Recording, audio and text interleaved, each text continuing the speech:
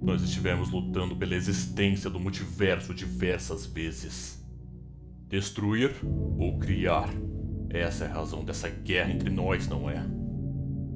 Já deixo te avisar que eu vou ganhar essa guerra.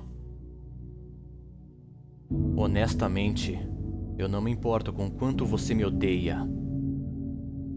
Tudo o que eu faço, na verdade, te assusta. Metade de todo o multiverso já se foi, apagado pelos próprios criadores.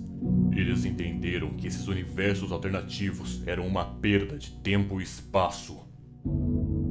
Foi porque eles tentaram criar uma história onde a gente pudesse se dar bem. Isso não é incrível?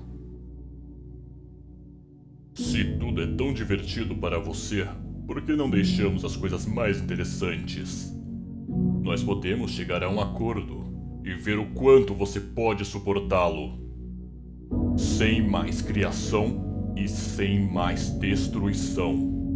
Se você não ajudar a criar mais anomalias, eu prometo não destruí-las.